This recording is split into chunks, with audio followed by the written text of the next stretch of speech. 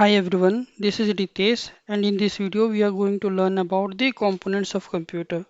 So basically computer की बात करें ना तो कंप्यूटर में बेसिकली फोर मेजर कंपोनेंट्स हैं। सबसे पहले क्या होना चाहिए इनपुट डिवाइस। जो भी हम इंफॉर्मेशन कंप्यूटर को देंगे उसको देने के लिए हमें इनपुट डिवाइस का मदद होगा, जैसे कीबोर्ड हो गया, माउस हो गया, है ना।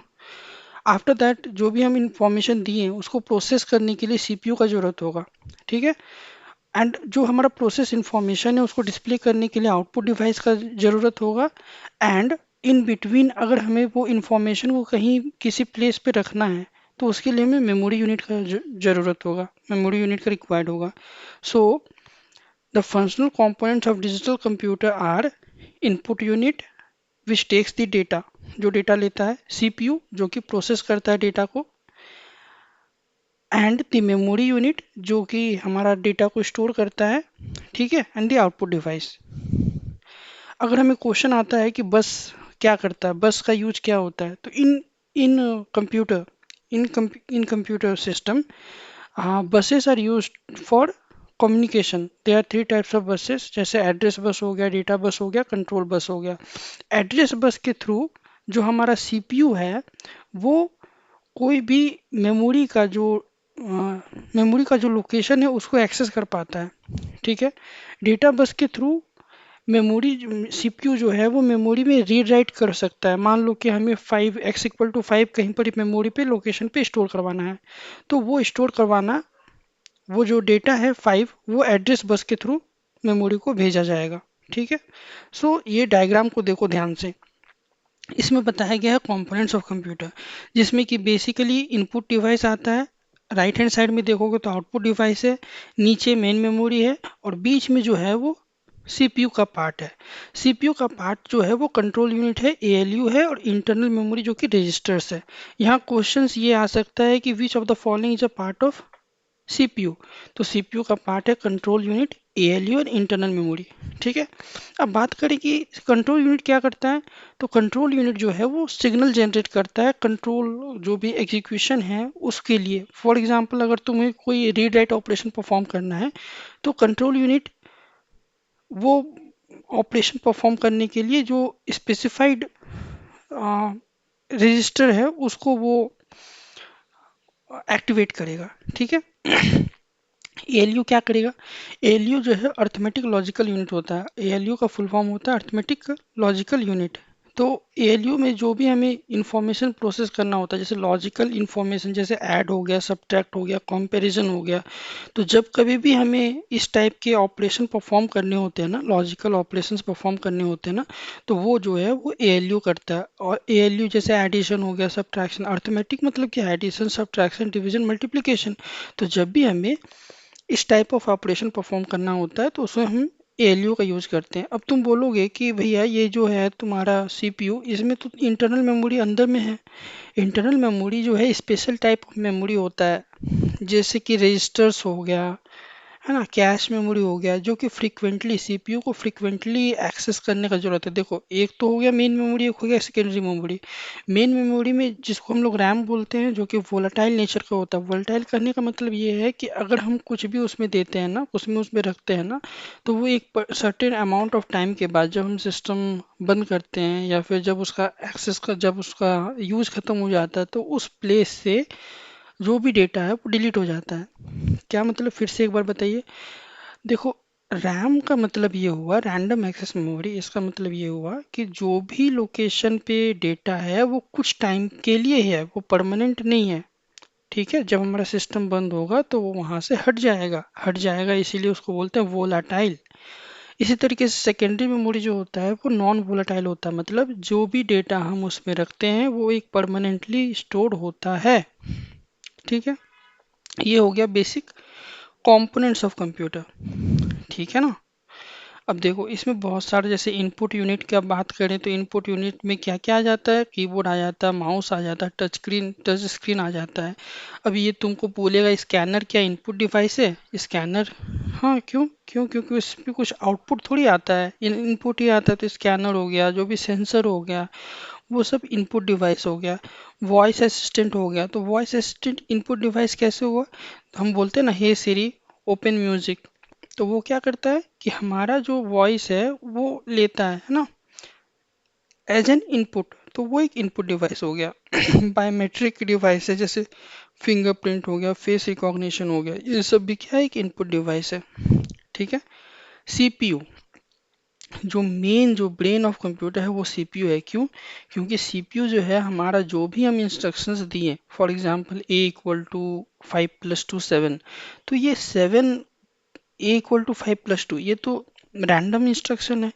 सीपीयू क्या करता है, ये समझता है, उसके बाद इसको एग्जीक्यूट करता है, इसको समझता है पहले कि ये करना क्या चाहता है यूजर, उसके बाद ये चाह रहा ये इसके इसके बाद ये एक आउटपुट देता है। इसको प्रोसेस करने के बाद वो एक इंफॉर्मेशन निकालता है कि ओके ये एडिशन करवाना चाहता है, इसको ये एएलयू को देता है, एएलयू जो है उसको एडिशन करके हमारा आउटपुट जो मॉनिटर है उसमें डिस्प्ले होता है। तो सीपीयू क्या करता है, CPU executes instructions and control all the internal operation, जो भी ऑपरेशन हो रहा है वो सीपीयू ही कंट्रोल करता है। ठीक है। और we have multiple cores and thread to handle parallel processing. एक ही साथ में एक ही टाइम पे बहुत सारी चीज़ें करने के लिए हमें क्या है, थ्रेड्स और कोर्स होता है सीपीयू में। So basically they are different components of CPU. अभी मैंने बताया था कि एएलयू होता है, कंट्रोल यूनिट होता है, रजिस्टर्स होता है। एएलयू का काम क्या है, अर्थमेटिक ऑपरेशन करना, जैसे एडिशन हो गया, सब्ट्रैक्शन हो गया, मल्टीप्लिकेशन हो गया, डिवीजन हो गया, कोई डिसीजन मेकिंग है जैसे A > B, ये कौन करेगा, अर्थमेटिक लॉजिकल यूनिट करेगा, एएलयू करेगा। ठीक है। कंट्रोल यूनिट क्या करेगा, कंट्रोल यूनिट ये डिवाइड करेगा, directs the operations to all of the computer part. Control unit ये बताएगा कि अभी हमारा मेमोरी का काम है, या फिर एएलयू का काम है, या रजिस्टर का काम है, या किसका काम है, आउटपुट दिखाना है, इनपुट लेना है, ये सब कौन करेगा, कंट्रोल यूनिट। क्वेश्चन क्या आएगा, which of the following unit डिकोड्स instruction and coordinate data flow. कौन सा यूनिट जो है वो इंस्ट्रक्शन को डिकोड करता है और जो डेटा फ्लो को कोऑर्डिनेट करता है। तो क्या है, क्या होगा इसका आंसर, इसका आंसर होगा कंट्रोल यूनिट। क्यों कंट्रोल यूनिट होगा, क्योंकि यही जो है कंट्रोल यूनिट जो ये है वही डायरेक्ट करता है जो भी ऑपरेशन होने वाला है ना उसको, डिफरेंट पार्ट्स ऑफ कंप्यूटर को, यही सिग्नल देता है मेमोरी और आईओ डिवाइसेस को। रजिस्टर्स क्या होता है, रजिस्टर्स हाई स्पीड मेमोरी होता है जो कि सीपीयू के अंदर होता है। सीपीयू के अंदर इसलिए होता है क्योंकि हमें उसमें जो है वो टेम्पररी डेटा को स्टोर करना होता है। What are the types of register, accumulator, instruction register, program counter, address register. फिर से बताइए, accumulator, instruction register, program counter, address register. Accumulator, instruction register, program counter, address register.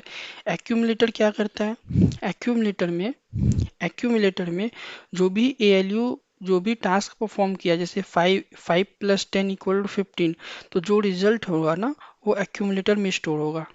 फिर से बोलना है, एक्यूमुलेटर वो रजिस्टर है जिसमें कि जो रिजल्ट एएलयू प्रोड्यूस करेगा ना उसका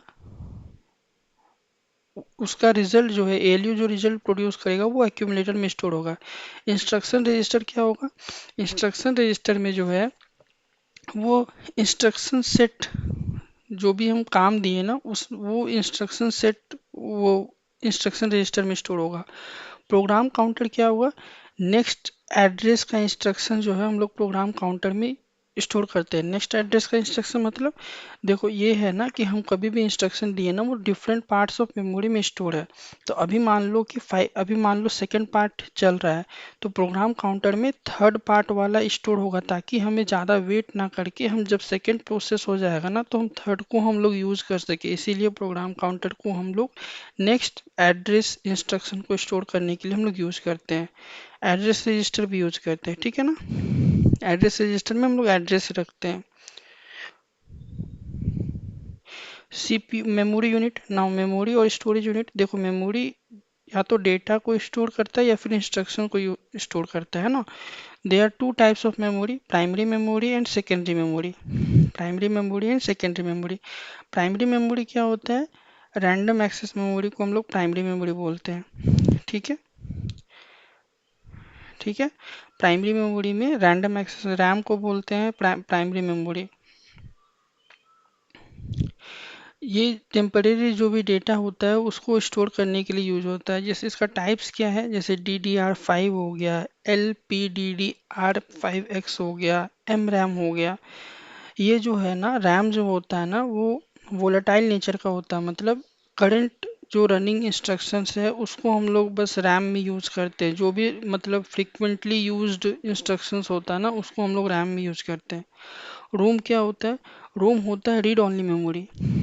इसमें क्या होता है कि जो भी बूटअप इंस्ट्रक्शंस होते हैं ना, जैसे सिस्टम जब बूट होता है तो उसको रीड ओनली मेमोरी में यूज करते हैं। कैश मेमोरी क्या है? कैश मेमोरी जो है वो कैश मेमोरी जो है वो फास्टेस्ट मेमोरी है। जो भी मतलब फ्रिक्वेंटली यूज डेटा होगा उसको हम लोग कैश मेमोरी में यूज करते हैं। सेकेंडरी मेमोरी, जो कि सेकेंडरी मेमोरी को हम लोग बोलते हैं परमानेंट मेमोरी। ठीक है ना, जैसे SSD हो गया, HDD हो गया, फ्लैश ड्राइव हो गया। इसमें क्या होता है कि जो भी हम डेटा रख दिए एक बार, जो भी हम डेटा स्टोर कर दिए एक बार, अगर हम सिस्टम बंद भी किए तो भी हमारा डेटा जो है वो उसी में है। ठीक है, वो चेंज नहीं हुआ। But in case of random access memory जो कि रैम, हमारा डेटा एक बार अगर कहीं रैंडम एक्सेस मेमोरी रैम में अगर डेटा रखे तो वो एक टाइम के बाद जब हम सिस्टम बंद करेंगे तो वो डेटा सारा फ्लश आउट हो जाएगा। ठीक है। आउटपुट डिवाइस क्या होता है? आउटपुट डिवाइस वही जो कि आउटपुट शो होता है उसको बोलते हैं आउटपुट डिवाइस। जैसे प्रिंटर जो है एक आउटपुट डिवाइस है। क्यों? क्योंकि उससे हम लोग प्रिंट करते हैं, वो एक आउटपुट देता है ना। ठीक है, स्पीकर हो गया, स्पीकर से साउंड आता है, हेडफोन से भी साउंड आता है। फीडबैक डिवाइसेस ये लोग आउटपुट डिवाइस हो गया, मॉनिटर्स हो गया आउटपुट डिवाइस हो गया, है ना। ये हो गया तुम्हारा नाउ बेसिक कंपोनेंट। नाउ अगर बात करें डिफरेंट टाइप्स ऑफ बसेस की, तो 3 टाइप्स ऑफ बस होता है: address bus, data bus, control bus. तुम्हें ये पूछेगा कि एड्रेस बस का यूज़ क्या होता है। एड्रेस बस का यूज़ हमें क्यों करते हैं? ताकि हम लोग एड्रेस को पता कर सके, है ना।